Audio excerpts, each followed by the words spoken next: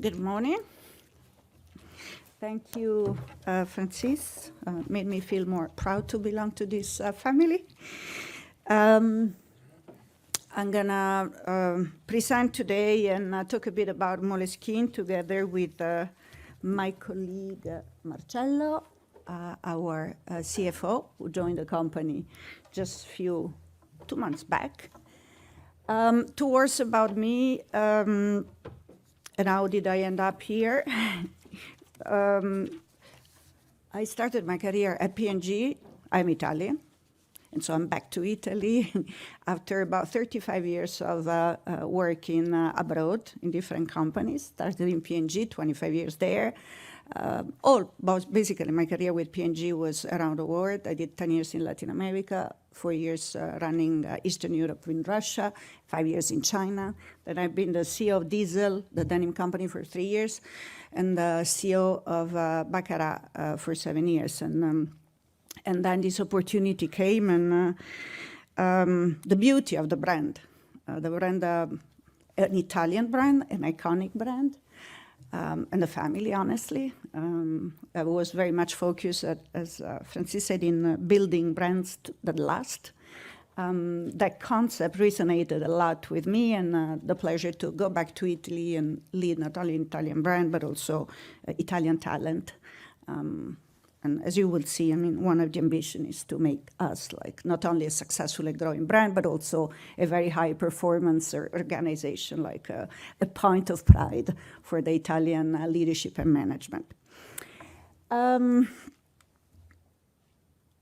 We're going to talk about this very unique brand, the legendary notebook. Why it is the legendary notebook? Because the Moleskine of today is the hair of the so-called petit carnet noir that was used by many thinkers and artists and creative people at the beginning of 1900. And the founder of the brand, as you know, Maria Segregondi, had taken this heritage and recreated a Moleskine. Actually, Moleskine was the name of the material, Petit Carnet Noir Moleskine, because Moleskine is the material, but Moleskine then became the brand, and today is a brand famous all over the world. It's a very unique brand, as you can say, very different from the rest of the family, but I think fitting with many of the values that D'Ieteren as a group has, and that Francis illustrated again for us. First of all, it's a cultural icon. I mean, it was born really with an intent of being a tool for expressing knowledge, creativity, unleashing the power of ideas. You will see in one of our displays our mission that is, in fact, unleashing the human genius through pen to paper. There is a lot of science and literature that talks about the importance of handwriting and sketching to continue developing the human genius, intended as intelligence and creativity at the same time.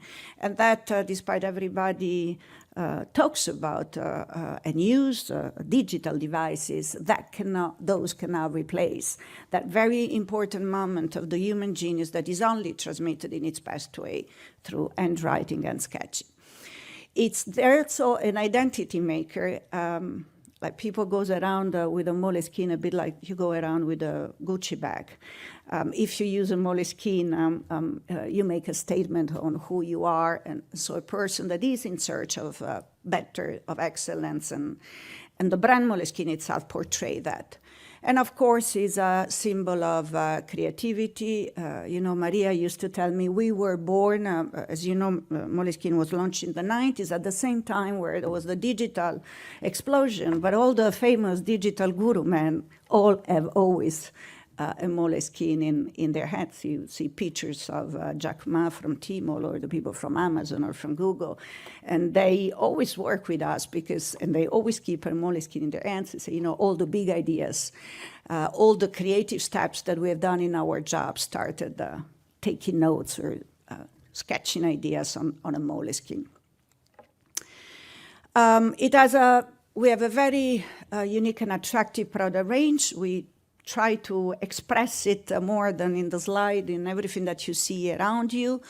Of course, our core business is made of notebooks and planners.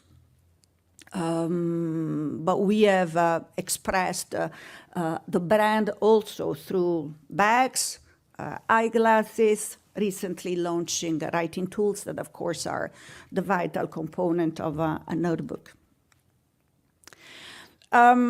We play in a huge market. The paper market is huge, but we play in the top of the pyramid, in the premium segment.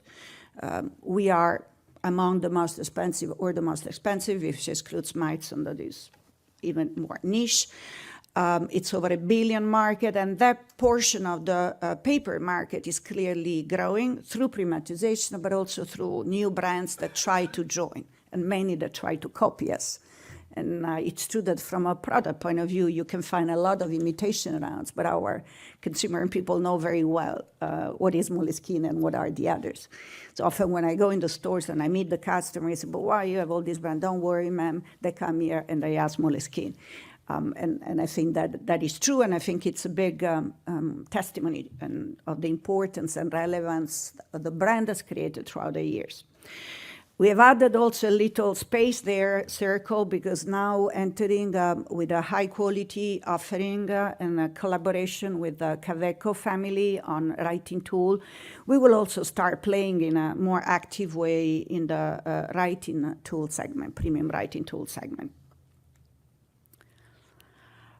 We are a global brand. We are in, maybe we are the most global brand of the family because we are in over 100 countries. We have offices in 6 locations, and including also retail staff people. We have about 400 employees. We also play multi-channel. I would say from the beginning, the biggest part of our business is with the top retailers of the world, top bookstores, top stationery stores. You see a picture there, which I think shows the consistency. I think that is taken in KaDeWe in Berlin. It shows the consistency of our look and feel across the world, and whether we are direct or we are through clients. Of course, our biggest global retailer client is Amazon, but the second would always be Barnes & Noble in the US, Waterston in the UK, Fnac in France, and so on and so forth. And we are present in many 30,000 point of sales. The second channel in which we play used to be called B2B. Now we call it strategic partnership. And the idea is to be very strictly linked to 3 domains that belong really to our DNA and to our world, to our cultural background, that are top museum of the world, top educational institution, universities, design school, and so on and so forth, and top iconic brands. And I think you will see around some examples of what we are doing, for example, with the National Gallery in London for collaboration with top museums, or the Missoni limited edition that we did with top iconic Italian brands. We have 48 own stores today. We will see later that this has been screamed over the year to make sure that we are only in profitable locations. That was a bit of a problem of the past. And that has worked pretty fine for us. E-commerce, we have our own website. About 6 or 9 months ago, we have relaunched it completely with a more professional platform with OSF and front-end presentation of the brand that makes us very different from Amazon. Of course, the challenge of today in this type of works is a bit different from the one of my colleagues, is what are going to be the channels of the future, where are we going to be present, what is going to happen to e-commerce, not e-commerce. E-commerce is very important for us, and e-commerce is very important in our segment, as considering Amazon, again, is our best client. But people also want the physical presence, so we try to balance very well what you can get from Amazon, but also what you can get more in our stores in terms of experience and even on our e-commerce. Our customer base, one of the first questions I asked to Maria Segregondi, one of the 3 founders of the brand, is who is the Moleskine user? And she said Moleskine consumers many faces and many sides and many ages. In fact, as you see from the numbers, I mean, we have from children to 90 years old that still writes their story and their life and the birth of their grandchildren. We have writers, painters, designers, but a lot of professional, in fact. So over 50% of our consumers base is made by people like you that carry a Moleskine around on any type of profession, and they are extremely loyal.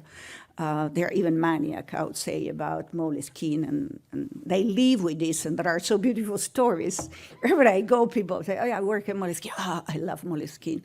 I collect every Moleskine of every single year of my life since I was a student, and they keep them for life. They go back, they open and reopen them, and it's very nice. I think it talks about, again, the sustainability of this type of business that is not going away, despite there are a lot of digital devices. We were created to live with the digital devices, and we're living with the digital devices today. So we have over between 10 and 15 million consumers per year that buy our products. We have a higher share among the female segment, where I thought being a black book, I imagine it was more a masculine product. In fact, not true. So we'll see around, we are giving more opportunity to women, which in general tend to spend more than men on everything, even on car, I guess. But for sure on clothes, on bags. I am also on the board of a luxury brand, of company, Kering, and I mean, men try to catch up with women on how much money they spend in general on everything. And I have discovered that in reality it's the same for Moleskine. We have a balanced distribution among age group, and 50% of our business is actually made with millennials, so a pretty interesting group. We have over 8 million visitors on our e-commerce every year, and about 1 million of people on the social media where we are very active. All our advertising and communication is done through social platforms, both the European ones, but same as the Weibo, the WeChat in China, the Line in Japan. And of course, also our engine of growth for like many other companies are the Gen Z. That we have a group, students are, and honestly, one of the products that you see in the bag that is called Spiral, that is an innovation we launched. We never had a Spiral product. And Maria, the founder, said, no, you cannot have Spiral because we are kind of made natural, more in plastic and metal, we don't want it, and we managed to do a spiral that is made of cord, and it's all made of natural material. It's been in the stores only for a week or so, but apparently all the younger generation and students, also because the content of that planner is designed for students and younger generation, and is doing very well. What made makes Moleskine successful? Of course, as you can understand from what I'm saying, is the power of the brand. The product is great, but the brand is much bigger than anything else. And I think largely because it's a mission-driven brand. I mean, unleashing human genius through pen to paper is relevant. Creativity for social change is extremely relevant. And I think that makes a big difference for our consumers and for sure for our competition, because none of them, despite many people try and copy, none of them can manage to copy the identity of the brand. As I said before, we have a very unique but also millennial and young people relevant positioning. We have a global footprint, we have just seen. We have also a distinctive and qualitative design.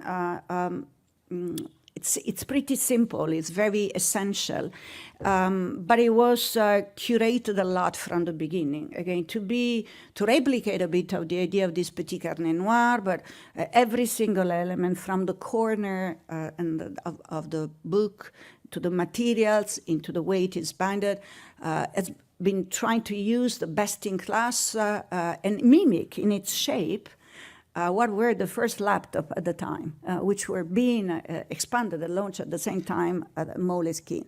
So the Moleskine, there are many pictures where you open a Moleskine and it feels like a laptop inside.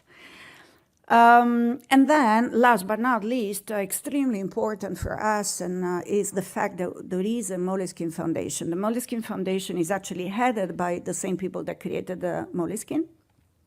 So they are the key board member of the Moleskine Foundation. The Moleskine Foundation is the owner of the Moleskine collection, that is an amazing collection that I am bringing all over the world today, of over 500 notebooks that have been transformed in pieces of art by very famous world artists.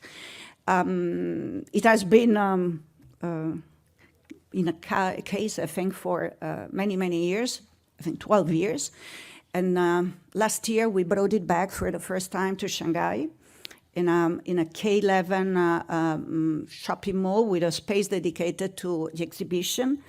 It has just been in Paris at the Palais de Tokyo, exposed for a month, and now is touring in other places in France.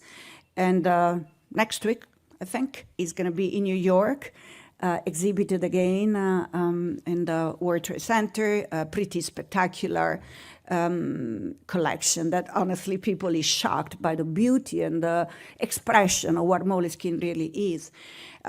But most importantly also for me is that the Moleskine Foundation is our partner, biggest partner in the mission statement of bringing social change through creativity. And so we have a program together that is called Creative Tool for Social Change, where we connect with underserved communities, mostly of children or young adults and young females. And we provide both the Moleskine itself, but also training through the foundation that has two important modules. One is called Creativity Pioneers, and the other is called At Work, to actually coach and teach with high-level people this underserved community on how to develop and thrive. And this is a program that we are expanding together that, of course, is a major portion of our ESG program and something we are very proud of. Okay, now looking a bit at the numbers, because I was not the nicest part when I took over the job. But I worked on turnaround, and I have to say this is not a true turnaround. It was, I think the performance was a bit softening, to use a nice word, but it was very obvious to me that ticking the right boxes and putting a bit the house in order, we will be able to go back to the numbers that justify the acquisition at the time. So what has happened throughout the year, as we said, in 2017, probably where you have seen the peak up to 2019, there have been, the numbers had grown and the sales had grown through the expansion, a heavy expansion of retail, not always done wisely, and launch of new category like bags, and a lot of accessory, iPhone accessories and so on and so forth. And that was partially right. I mean, I think we still have bags today, and they are over a 10 million business, despite we didn't do it in the best possible way. A Moleskiner, those are fanatic of Moleskine who buy backpack, and by the way, they buy the most expensive part of the lineup, 200, 250 euro segment is where we do better. But honestly, it was overdone, it was pushed a bit too much, and the product was not always of the best quality. The accessories, honestly, didn't really fit. So that part of the business that grew was not very, the numbers was not really very sustainable. It implied a lot of capex spent.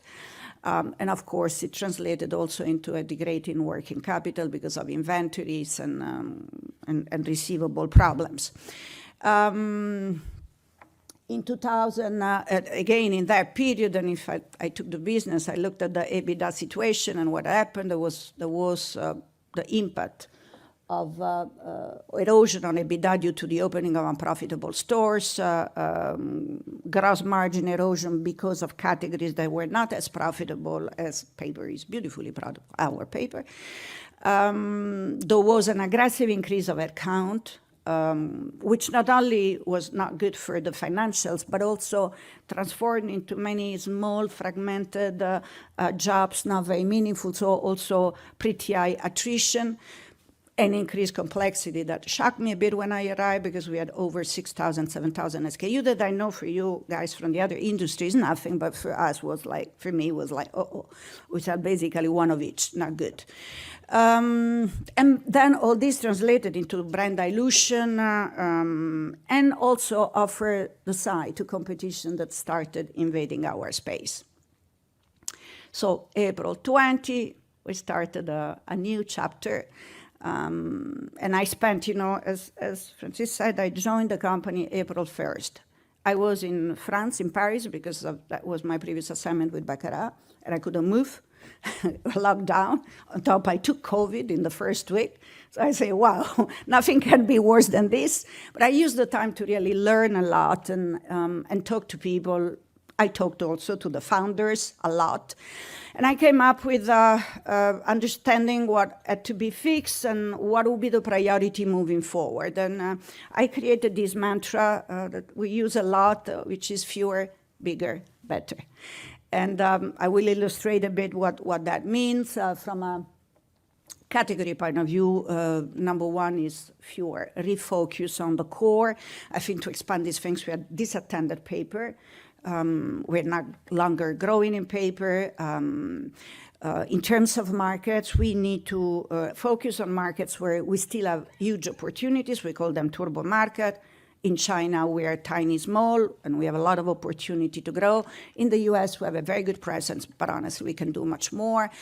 And same is in Japan, UK, and France. These were called out like the turbo market because for one reason or the other, we are clearly underdeveloped versus the market potential. We then have profitable experiential retail. Retail have been a bit like the soft negative spot of the brand. Too many stores, not very profitable.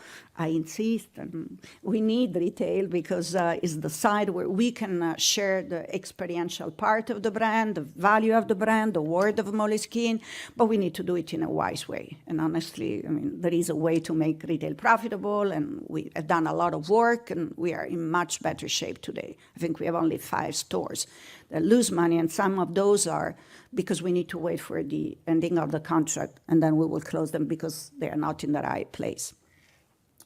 Wholesale is the biggest part of our business, and as you have seen, we have 30,000 points of sale. But a good Pareto analysis showed that the so-called winners, there are a handful or 2 handful of clients globally that make the bulk of our business, the Pareto. So we call the strategy win with the winners, and we are very focused to grow with them.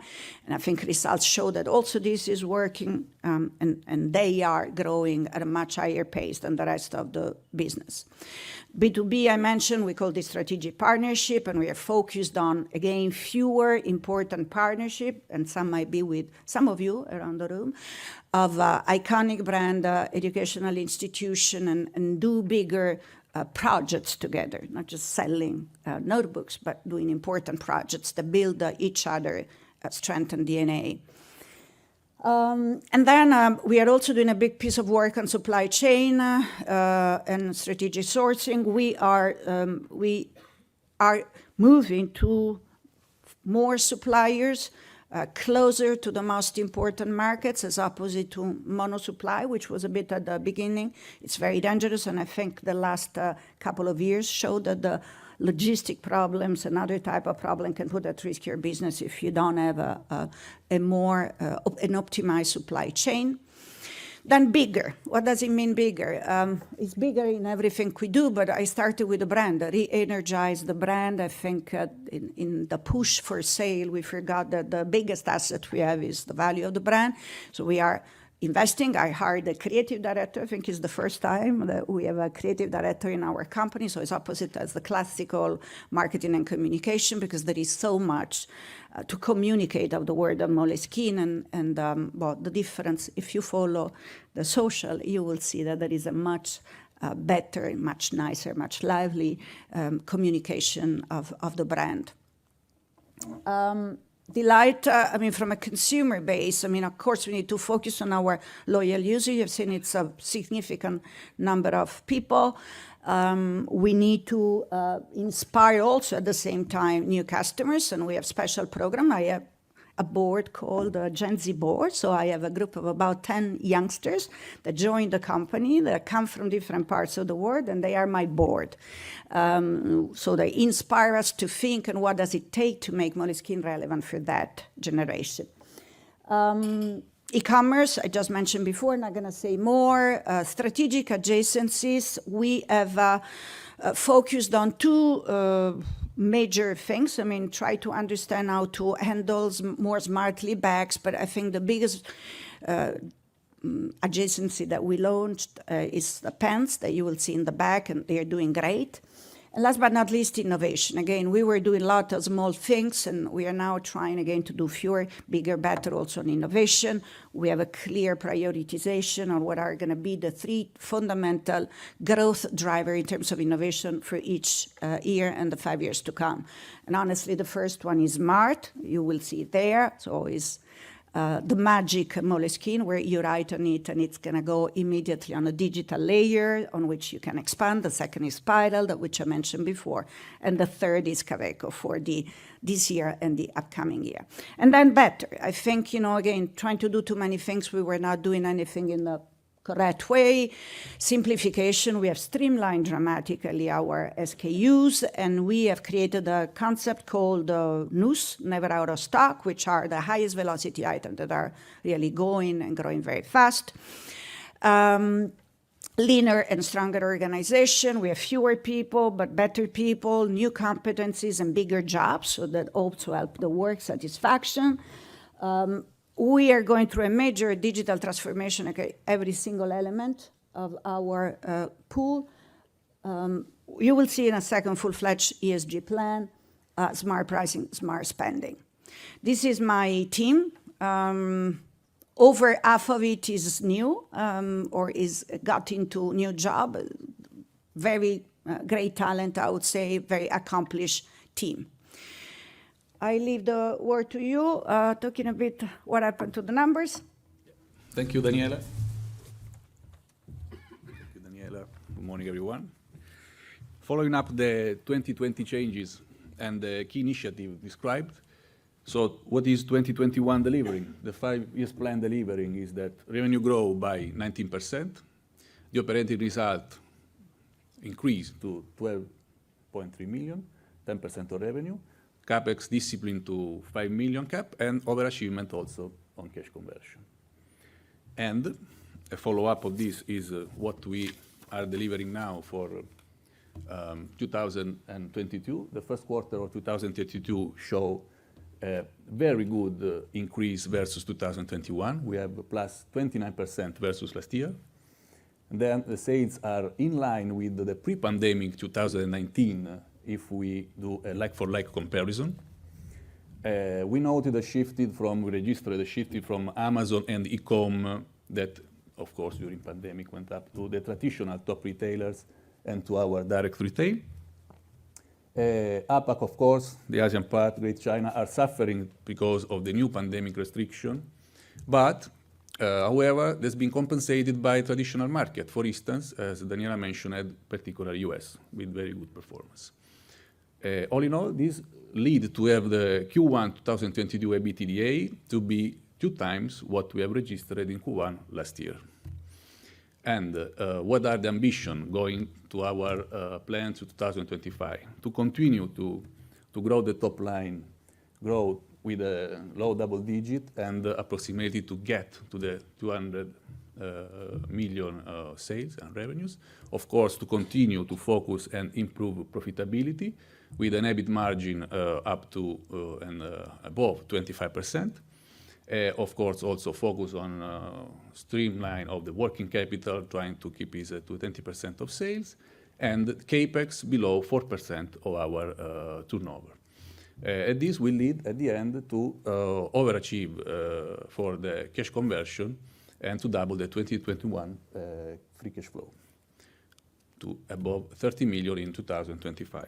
This is the recap of what happened in 2021 after the change management in 2020, what we registering now in 2022, and the ambition for our plan to 2025. you. So what are the focus now? It's a good team and a good plan, and it's working, and it's delivering results in some of the metrics, honestly, even better than what we had put in our ambitions. So we're going to keep going now. These 2 years, the objective was to recover 2019, as most of the companies in our sectors, but also in the luxury sectors, put as an objective to recover by 2022 the level, sales level of 2019, and that's our target for this year, and we are on track. So top line growth is the real priority. We have done a lot in cost savings. We will continue to spend, and actually we are spending more in marketing communication, but we do very smart spending, very ROI driven. We are taking back the innovation leadership, and again, if you go around, you will see a lot of what we are doing that put us again head and shoulder above our competitors, and very, very focused on a high-performance organization. I would like an intense chart, but ESG for us has become a strategy. We have always been a compliant brand. We were born as compliant. But we have decided with the 5-year plan we put together when I arrived to elevate ESG to a strategy and embed it in everything we do. So we have an environmental footprint, a policy of zero waste we are working on which we made a lot of progress. We are working very actively on repurposing, recycling, giving a second life to our product. For example, giving it to unserved community, or to create new products, or to recycle into other products when we have to. Of course, we have a program aligned with D'Ieteren on the CO2 emission. Very important for me, this program of bringing social change and using truly the power of idea and creativity to be an engine of a better world, both external with the program I described before, but also internally. I mean, we have an ambition to become best employer to work for, and we are very focused in developing our talents. That was not the case before, and part of being here for me is also important to know my colleague, because some of my talent could be your talent tomorrow. And of course, a lot of responsible governance in all ethical and reporting system in the products and in the way we work with our supplier, that are all SEDER members and need to follow our guidance.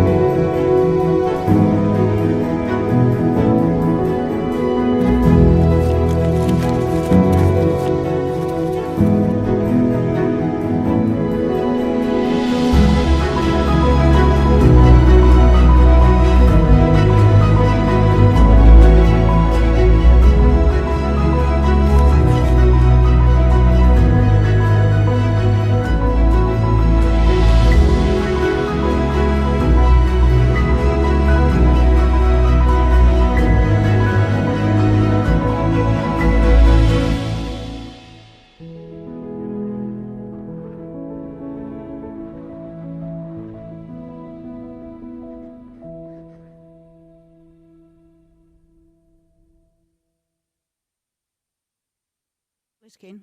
Thank you.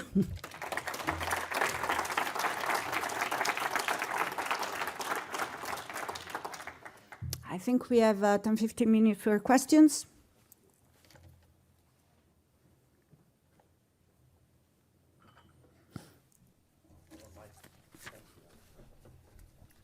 Thank you. Thank you. Can you hear me? Yeah. Yes. Yeah. David Wagman from ING.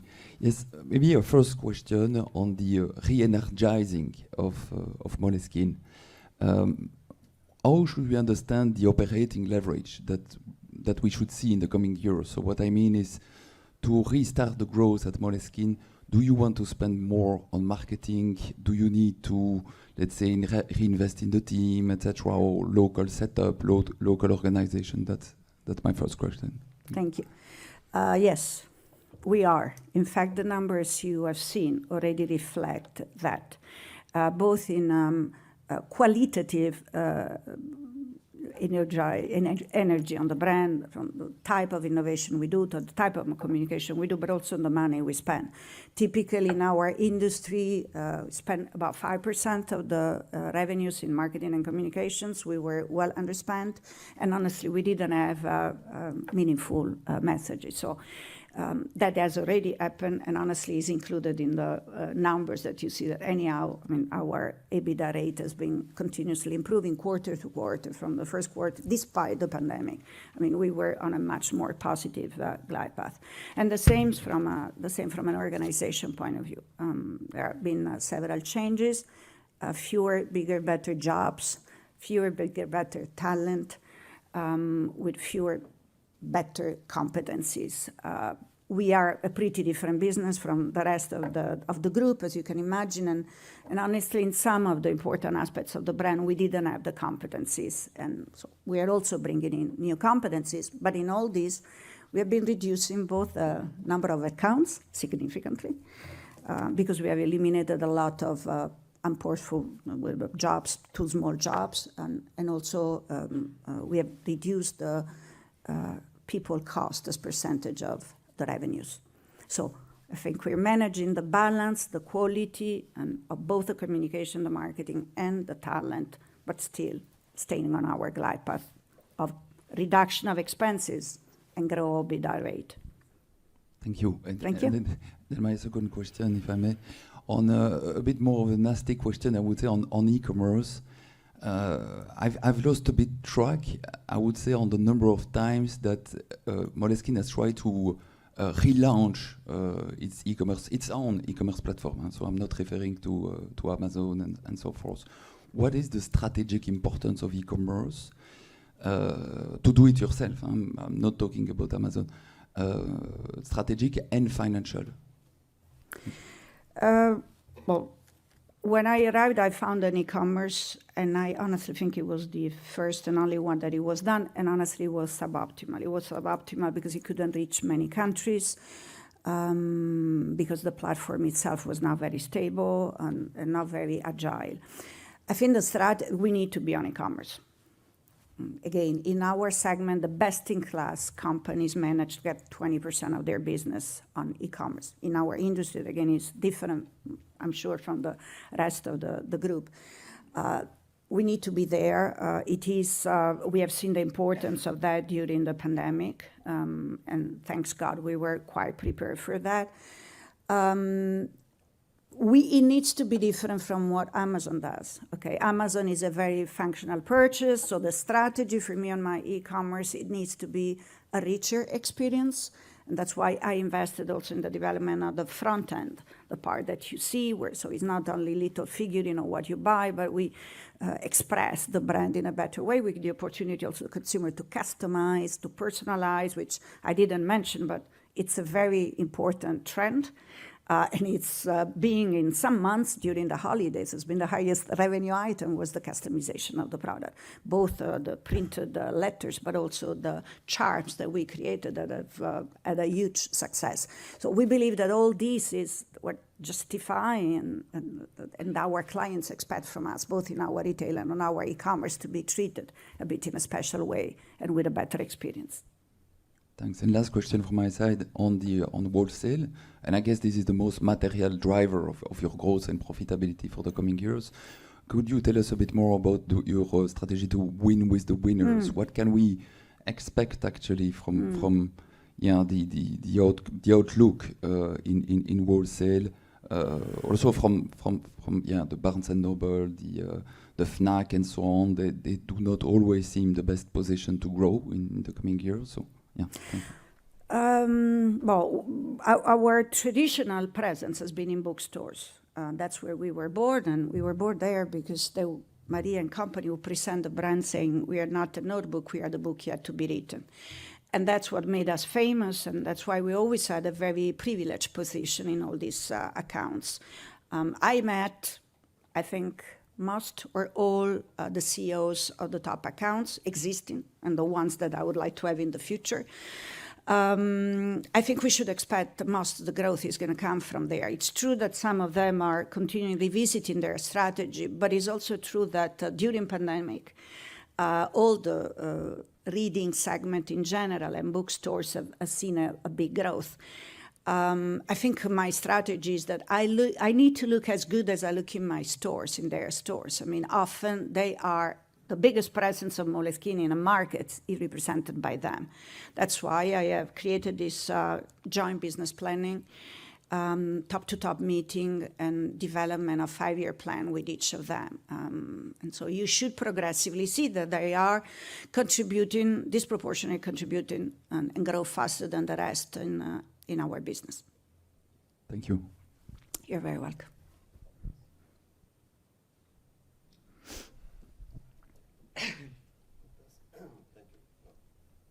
Hello?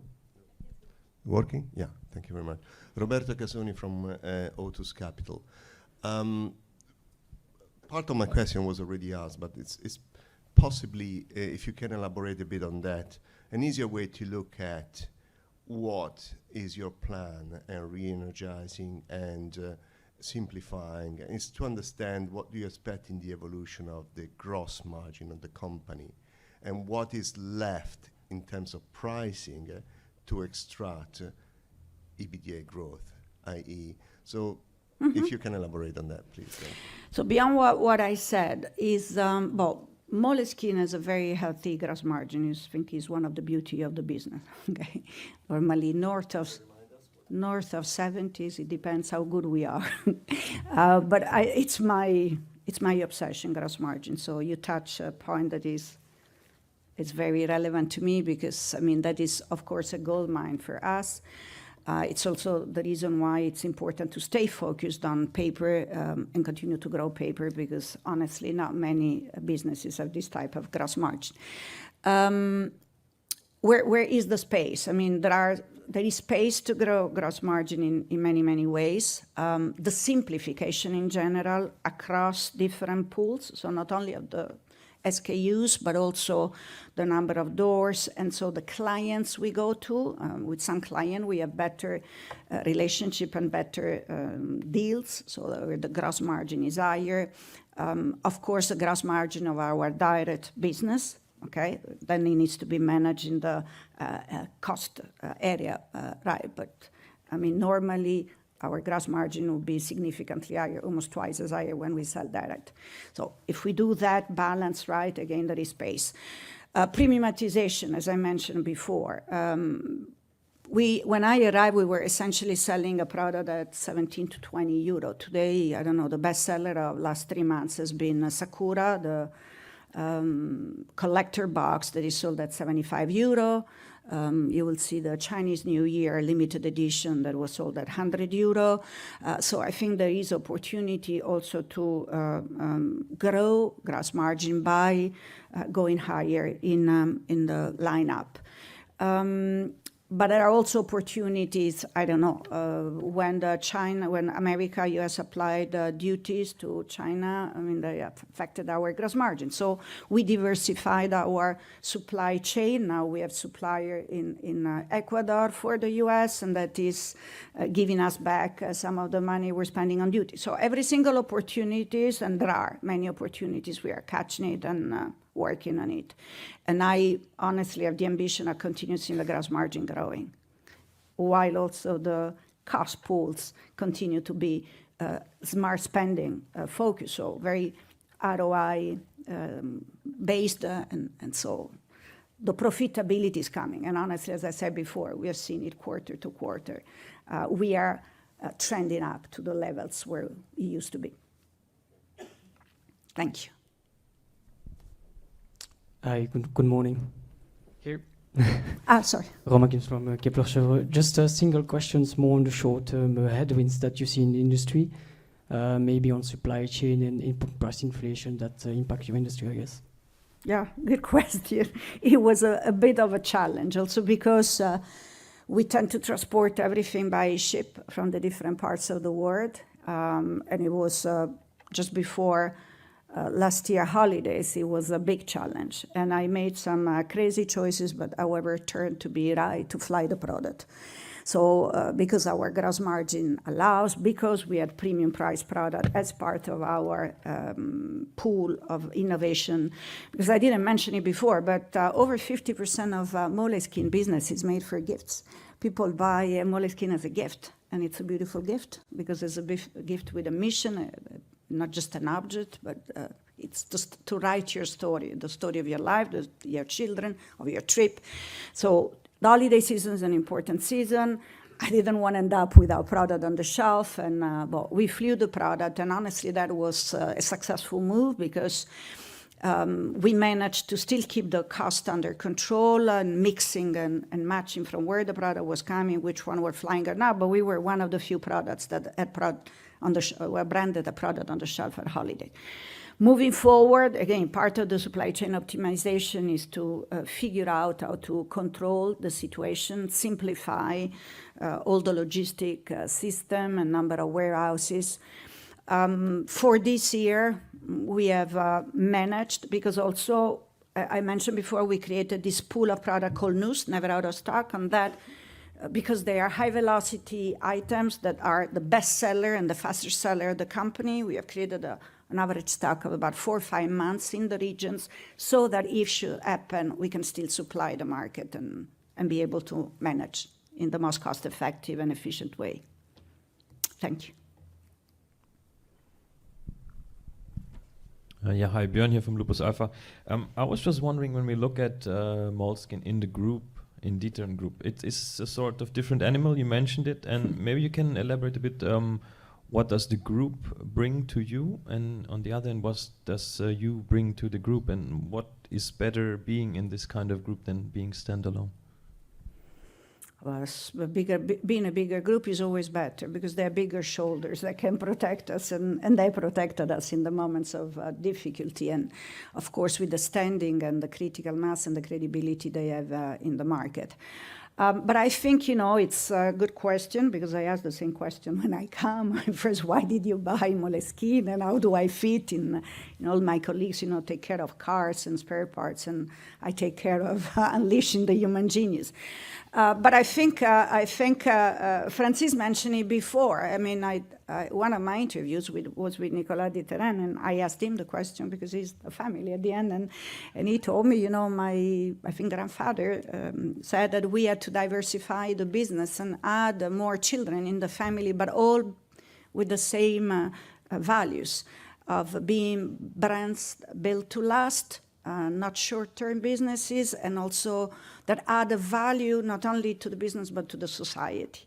And I see a big attachment to Moleskine, I have to say, from all the team. I mean, they also have, I have a great team, but I mean, the team you saw before, the 20 people that are in the headquarters, are a bit the extension of us. So we can also have access to more talent, more experience, more thinking. We've been working with a new digital guru that arrived to help me figuring out. We have a big venture with digital in general for the smart project and the apps that I didn't mention, but Moleskine has very successful apps that have a very successful penetration and that we are integrating with the business. So I have access to somebody that has a much bigger experience than what maybe the people in my team can have. And same when we were in difficulty with the banks. Now we are very good with the banks. They love us. We're probably going to give the money back faster than what they expected. But of course, in the critical moment, the family helped. Thank you for your question. Yes, hi, Gilles de Klerk, KBC Securities. Just a bit on, the first quarter was good. We come out of 2 difficult years. Normally we should have the pickup now that COVID is over. But since the second quarter, we have consumer confidence coming down a bit, China in troubles. How do you see this in the start of the quarter? Because you are such a large gifting business, I would assume that there'd be some impact on that, maybe also on the e-commerce end. Listen, no. As you have seen from the numbers, in fact, we are even accelerating our growth in quarter 1, and typically quarter 1 will not be a big quarter for us. The biggest quarter of the year is quarter 4, just because of gifting. And the two season in which we also sell planners on top of notebooks, which are seasonal products if you want. But we have not seen any slowdown, you know, and even for gifting, at the end, it's an easy and relatively cheap gift, okay? I think with 20, 30, 40 euro, you can do a beautiful gift with a meaning. So no, for now, no problems. And honestly, the way I've seen the quarter starting, despite China, it's clearly unmanageable at this point in time. Our people cannot even have access to food, our own people. So we are trying to organize to deliver food to their homes because they cannot go out. So the country is clearly in big difficulty. You see in the TV, and our business too. But we have, honestly, the European markets and US particularly. I mean, US is booming. And I'm going very often there because I think we just need to fuel the growth. I mean, they could be twice as big what they are today. So there is a lot of space for us.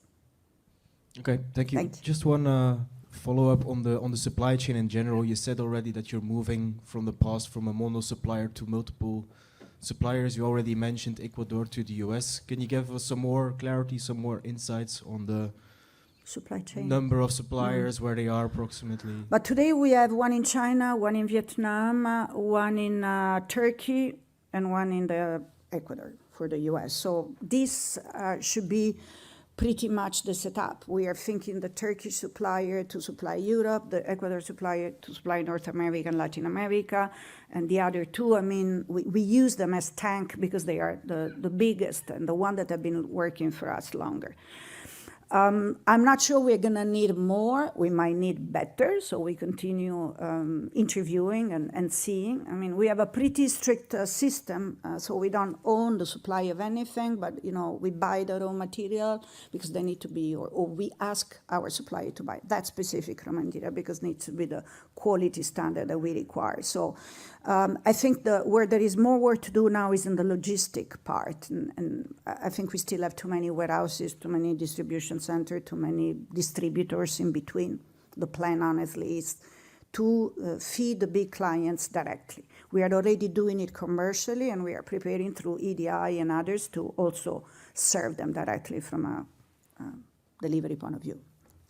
All right, great. Thank you. I have a question on the, you touched upon the adjacency of pens. Can you give a little bit idea of the potential and how can you diversify from other brands actually in that category?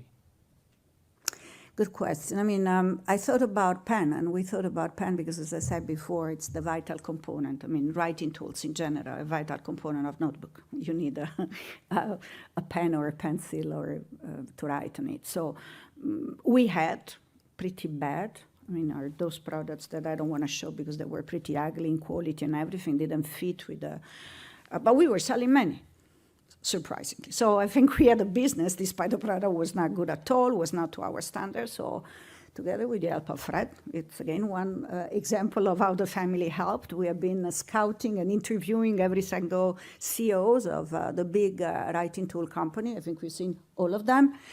And then we chose the one that we thought best fit for our brand, both from a DNA point of view, but also the availability of following our guidance in design and typology of product. And Kaweco is the company that we have chosen. It's a very small company, but it's a bit like the DNA of design, pretty essential design, but very high German quality. And we launched them during holidays. I said, let's start in our channel and see if it works or not. And they've been out of stock since first 2 weeks. So we are now preparing the expansion. And how big can it be? I don't know. I mean, I don't want to be too ambitious, but Lamy is an 150 million company, so it could be as big as we are. But you have seen the size of the market that we are attacking with this entry. I think it can be a meaningful business for us. And for sure, it's a strategic adjacency, meaning it's not just a product. That's nothing to do with our DNA and essence, but it's strictly linked to us. And consumer, I think what we are seeing and hearing from consumers, they really appreciate it. The product is great. You can try it in the bag. Thank you. And I also have a financial question. You just said that, of course, you have the borrow the money currently, a lot of the money, the debt from the D'Ieteren holding. And you said you may be able to repay that earlier than they thought, but We are both. are you thinking about refinancing, and when will that be possible? I think it was not a primary objective. They were very generous, and the banks at the beginning, when we had to present the 5-year plan, they were a bit skeptical because they're not seeing what they expected in the previous year, but I think they are pretty well convinced of our solidity and of what we are doing.